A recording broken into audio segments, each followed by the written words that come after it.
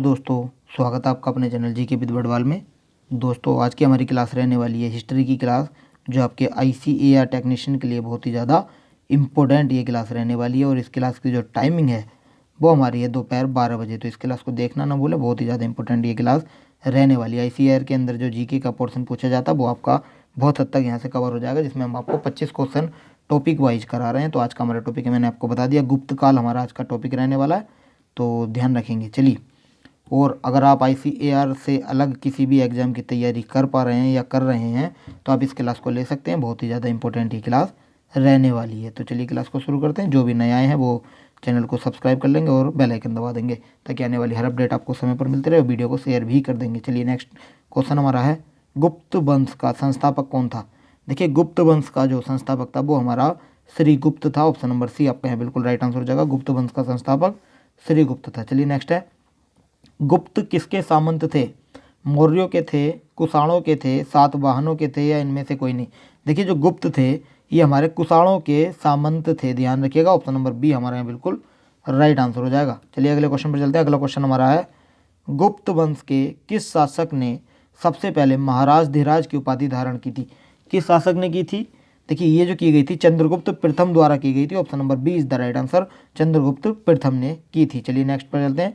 आपको मिलान करना है सूची का। चलिए मिलान करेंगे। प्रयाग या इलाहाबाद इसे बोलते हैं, प्रशस्ति अभिलेख है किसका, ये समुद्रगुप्त का है। और बिलसड स्तंभ लेख हमारा कुमारगुप्त का है। भीतरी स्तंभ लेख हमारा किससे है, ये हमारा गुप्त का है। और मंदसौर लेख हमारा बंधु बर्मन का है। तो इसका राइट आंसर आपका हो जाएगा ऑप्शन नंबर ए, आपका यहाँ बिल्कुल राइट आंसर हो जाएगा। चलिए नेक्स्ट है, गुप्त शासक के दौरान निम्नलिखित में से ऐसा व्यक्ति कौन था जो एक महान खगोल विज्ञानी और गणितज्ञ था। भानुगुप्त था, बाणभट्ट था, आर्यभट्ट था, या बराहमिहिर था। देखिए, इसका जो राइट आंसर हो जाएगा हमारा वो हो जाएगा Aryabhata. Aryabhata is the right answer. Option number C is the right answer. चलिए अगले क्वेश्चन पर चलते हैं। अगला क्वेश्चन हमारा है, अगला क्वेश्चन है, गुप्त शासकों की सरकारी या दरबारी भाषा थी कौन सी। पाली थी, प्राकृत थी, हिंदी थी, या संस्कृत थी। देखिए, गुप्त शासकों की जो सरकारी या फिर दरबारी जो भाषा थी ये थी संस्कृत भाषा। ऑप्शन नंबर डी हमारा यहाँ बिल्कुल राइट आंसर हो जाएगा, संस्कृत। नेक्स्ट है, इतिहासकार, एक सेकेंड, इतिहासकार BN स्मिथ ने किसकी विजय से प्रभावित होकर उसे भारत का नेपोलियन कहकर पुकारा था। किसे भारत का नेपोलियन कहकर पुकारा था, ये पुकारा गया था समुद्रगुप्त को। ऑप्शन नंबर डी आपका यहाँ बिल्कुल राइट आंसर हो जाएगा। और इस क्वेश्चन को इंपोर्टेंट कर लीजिएगा। देखिए कहाँ कहाँ है मैं आपको बता देता हूँ। SSC 2002 में आया है, RRB 2003 में आया है, 2004 में आया है, UPPCS 1990 में आया है, CGPSC 2005 में आया है, BPSC 2015 में भी ये क्वेश्चन पूछा गया है। तो इसको इंपोर्टेंट कर लीजिएगा, बहुत ही ज़्यादा इंपॉर्टेंट ये क्लास रहने वाली है आपके लिए। चलिए नेक्स्ट है, गुप्त वंश का वह राजा कौन था जिसने ह्योड़ों को भारत पर आक्रमण करने से रोका था।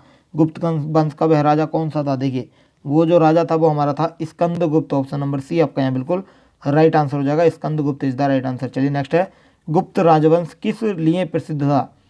कला एवं स्थापत्य के लिए था, साहित्यिक कार्यों का संरक्षण करने के लिए था, राजस्व एवं भूमि कर के लिए था, या साम्राज्यवाद के लिए था। बताइए। देखिए, जो गुप्त राजवंश था वो हमारा जो प्रसिद्ध था वो कला एवं स्थापत्य के लिए प्रसिद्ध था। Option number A is the right answer, कला एवं स्थापत्य बिल्कुल राइट आंसर हो जाएगा। चलिए अगले क्वेश्चन पर चलते हैं। अगला क्वेश्चन है, अजंता कलाकृतियाँ किससे संबंधित है। देखिए, अजंता जो कलाकृति हैं ये हमारी संबंधित हैं गुप्त काल से। ऑप्शन नंबर डी आपका यहाँ बिल्कुल राइट आंसर हो जाएगा, गुप्त काल इज द राइट आंसर। चलिए अगले क्वेश्चन पर चलते हैं। कुछ विद्वानों के अनुसार कवि कालिदास किसके राजकवि थे। कुछ विद्वानों के अनुसार किसके राजकवि थे। चंद्रगुप्त मौर्य के थे, समुद्रगुप्त के थे, चंद्रगुप्त द्वितीय जिसे हम विक्रमादित्य बोलते हैं उसके थे, या हर्ष के थे। देखिए, इसका राइट आंसर हो जाएगा चंद्रगुप्त द्वितीय, यानी कि हम विक्रमादित्य को बोलते हैं चंद्रगुप्त द्वितीय, उसके राजकवि थे कालिदास, ध्यान रखेंगे। चलिए नेक्स्ट पर चलते हैं। अजंता चित्रकारी का विषय वस्तु निम्नलिखित में से किससे संबंधित है। अजंता चित्रकारी का जो विषय वस्तु है वो हमारा बौद्ध धर्म से संबंधित है। ऑप्शन नंबर बी आपका यहाँ बिल्कुल राइट आंसर हो जाएगा, बौद्ध धर्म इज द राइट आंसर। अगला है, उत्तर गुप्त युग में जो विश्वविद्यालय प्रसिद्ध हुआ वह कौन सा था। देखिए, उत्तर गुप्त युग में जो विश्वविद्यालय प्रसिद्ध हुआ था वो हमारा नालंदा विश्वविद्यालय था। Option number C is the right answer, Nalanda बिल्कुल राइट आंसर हो जाएगा। चलिए अगला है, एरण अभिलेख का संबंध किस शासक से है। एरण अभिलेख का संबंध किस शासक से है, बताइए ब्रह्मगुप्त से है, चंद्रगुप्त प्रथम से है, चंद्रगुप्त द्वितीय से है या भानुगुप्त से है। देखिए ये जो एरड़ अभिलेख है इसका संबंध भानुगुप्त से है। ऑप्शन नंबर डी आपका यहाँ बिल्कुल राइट आंसर हो जाएगा, Bhanugupta is the right answer. चलिए नेक्स्ट है, फाहियान किसके शासनकाल में भारत आया? चंद्रगुप्त प्रथम के, अशोक के, हर्षवर्धन के या चंद्रगुप्त द्वितीय के? देखिए जो फाहियान आया था वो आया था चंद्रगुप्त द्वितीय के शासनकाल में Bharat. Option number D is the right answer. अगला क्वेश्चन है, भारतीय संस्कृति का स्वर्ण युग जिसे गोल्डन एज कहा जाता है वो कौन सा माना जाता है? बताइए मौर्य काल को मानते हैं, राजपूत काल को मानते हैं, चोल काल को मानते हैं या गुप्त काल को? देखिए जो माना जाता है गोल्डन युग जो माना जाता है यानी कि स्वर्ण युग, ये माना जाता है गुप्त काल को। ऑप्शन नंबर डी हमारा यहाँ बिल्कुल राइट आंसर हो जाएगा। भारतीय संस्कृति का स्वर्ण युग हमारा गुप्त काल को माना जाता है। चलिए अगला है, फाहियान कहाँ का निवासी था? भूटान, अमेरिका, चीन या बर्मा? बर्मा को हम बोलते हैं म्यांमार, म्यांमार भी बोलते हैं, ध्यान रखिएगा बर्मा का नाम अगला दूसरा म्यांमार है। चलिए नेक्स्ट है, फाहियान कहाँ का निवासी था? ये हमारा चीन का निवासी था। Option number C is the right answer, चीन। चलिए अगला है, सेतुबंध का रचनाकार प्रवरसेन द्वितीय किस वंश का शासक था? शक का था, कर्णव का था, बाकाटक का था या सातवाहन का था?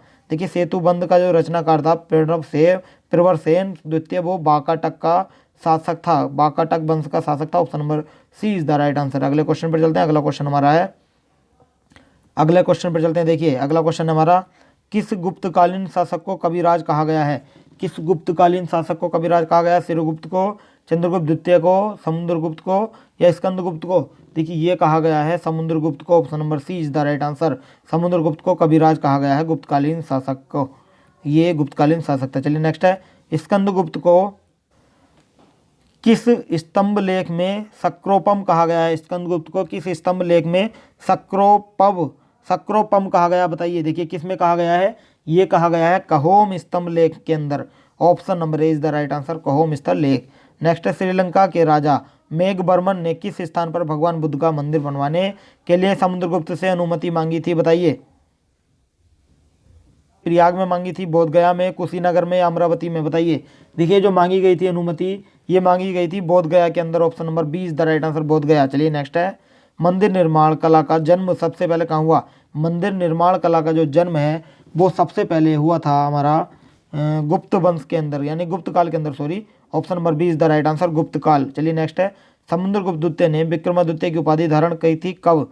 देखिए समुद्रगुप्त द्वितीय ने जो विक्रमादित्य की उपाधि धारण की थी ये की थी शकों का उन्मूलन करने के बाद में, यानी कि ऑप्शन नंबर ए आपका यहाँ बिल्कुल राइट आंसर हो जाएगा, शकों का उन्मूलन करने के बाद। चलिए नेक्स्ट है, गुप्त काल के सबसे अधिक लोकप्रिय देवता कौन थे? गुप्त काल के सबसे अधिक लोकप्रिय देवता हमारे विष्णु थे। Option number B is the right answer, Vishnu. चलिए अगले क्वेश्चन पर चलते हैं। अगला क्वेश्चन है, चंद्रगुप्त द्वितीय ने अपनी किस विजय की खुशी में चांदी के विशेष सिक्के जारी किए थे? कौन सी विजय की थी जिसकी खुशी में किए थे? वो थी शकों को पराजित करा था, शकों को पराजित किया था, उसकी खुशी में किए गए थे चांदी के सिक्के जारी। तो इसका मतलब हो जाएगा ऑप्शन नंबर सी आपका बिल्कुल राइट आंसर हो जाएगा, शकों को पराजित करने के बाद। चलिए आज का सेशन हमारा यहीं समाप्त होता है। आपको हमारी वीडियो कैसी लगी हमें कमेंट करें और बताएं, और इन 25 क्वेश्चनों में से आपका स्कोर कितना रहा ये भी हमें बताएं कमेंट करके। और वीडियो अच्छी लगी तो वीडियो को लाइक करें और चैनल को सब्सक्राइब कर लें और बेल आइकन भी दबा देंगे ताकि आने वाली हर अपडेट आपको समय पर मिलती रहे। अगर आपने हमारा टेलीग्राम चैनल ज्वाइन नहीं किया तो अभी जाकर ज्वाइन करें, वीडियो के डिस्क्रिप्शन में उसका लिंक दिया गया है। तो आज के लिए इतना ही, कल फिर मिलते हैं नेक्स्ट टॉपिक के साथ। So thank you so much.